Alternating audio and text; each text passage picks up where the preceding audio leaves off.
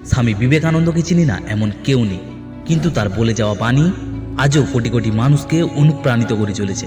তাই আজকে আমি তারই কিছু গুরুত্বপূর্ণ বাণী আপনাদের কাছে তুলে ধরতে চলেছি, যেই বাণীগুলো তোমাদের জীবনকে পরিবর্তন করতে পারে, তোমাদের লক্ষ্য, স্বপ্ন এবং নিজেকে সুন্দরভাবে গড়ে তুলতে পারবে। তাই অনুরোধ করব, ভিডিওটা স্কিপ না করে শেষ পর্যন্ত দেখতে থাকুন। ওঠো, জাগো এবং লক্ষ্য পূরণ না হওয়া পর্যন্ত থামো না।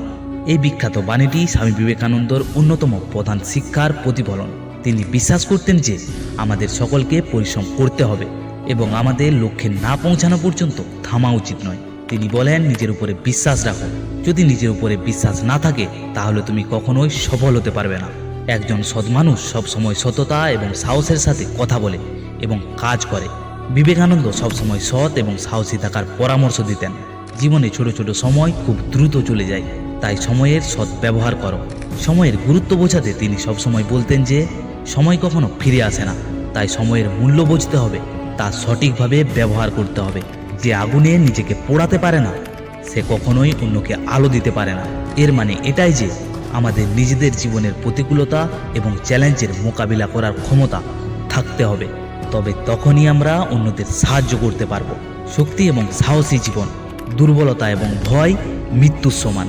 স্বামী বিবেকানন্দ সবসময় শক্তি এবং সাহসের প্রশংসা করতেন এবং দুর্বলতা ও ভয়কে দূরে সরানোর পরামর্শ দিতেন। শিক্ষা মানে মনের ভেতরের শক্তিকে বিকশিত করা। তার মতে প্রকৃত শিক্ষা সেই যে মানুষের মনের ভেতরের শক্তিকে জাগিয়ে তোলে। তুমি যা ভাববে তুমি তাই হয়ে উঠবে। যদি তুমি নিজেকে দুর্বল ভাবো তুমি দুর্বল হয়ে পড়বে, আর যদি তুমি নিজেকে শক্তিশালী ভাবো তুমি শক্তিশালী হয়ে উঠবে। তিনি আমাদের চিন্তা শক্তির গুরুত্ব বোঝাতেন এবং ইতিবাচক চিন্তার উপরে গুরুত্ব দিতেন। তোমার মনের সমস্ত শক্তি এক জায়গায় কেন্দ্রীভূত করো এবং তোমার লক্ষ্য পূরণ করো। মনকে একাগ্র করে লক্ষ্যের দিকে এগিয়ে যাওয়ার পরামর্শ দিতেন তিনি। মানুষকে ভালোবাসো, মানুষকে সেবা করো, মানুষের মাঝেই ঈশ্বরকে দেখো। মানবতাবাদ এবং মানুষের সেবা করাটাই তার শিক্ষা এবং জীবন দর্শনের অন্যতম মূল কথা ছিল। কোনো কিছুই অসম্ভব নয়। স্বামী বিবেকানন্দ সবসময় বিশ্বাস করতেন যে যদি মন থেকে চাওয়া হয় এবং পরিশ্রম করা হয় তবে কোনো কিছুই অসম্ভব নয়।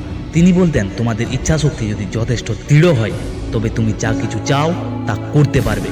তোমার নিজের মধ্যেই ঈশ্বরের সন্ধান করো।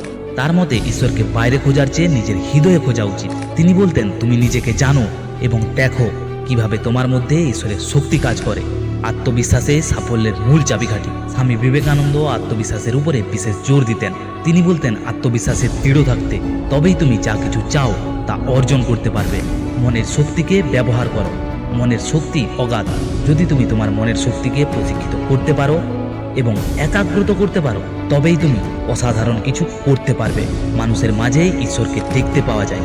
তার মতে মানুষের সেবা করা মানেই ঈশ্বরকে সেবা করা। তিনি বলতেন, মানুষকে ভালোবাসো, তাদের সেবা করো এবং তাদের মাঝেই ঈশ্বরকে খুঁজে পাও। সত্যই আমাদের লক্ষ্য হওয়া উচিত। স্বামী বিবেকানন্দ সবসময় সত্যের পথে চলার পরামর্শ দিতেন।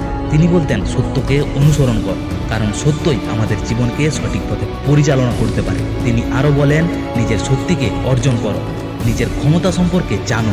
তুমি যে শক্তিশালী তা জানতে পারা অত্যন্ত গুরুত্বপূর্ণ। নিজের শক্তিকে চেনো এবং তার সর্বোচ্চ ব্যবহার করো। নিজের চিন্তা এবং কাজের প্রতি সৎ থাকো। সৎ এবং সত্যের পথে চললে তুমি জীবনে সবসময় সফল হবে। পরিশ্রমেই সাফল্যের চাবিকাঠি। পরিশ্রম ছাড়া জীবনে কোনো কিছু অর্জন করা সম্ভব নয়। কঠোর পরিশ্রম করো এবং তোমার লক্ষ্যে পৌঁছাতে অগ্রসর হও। অন্ধবিশ্বাস পরিত্যাগ করো এবং যুক্তির পথে চলো। নিজের যুক্তি, নিজের বুদ্ধি ব্যবহার করো এবং সৎ পথে চলো।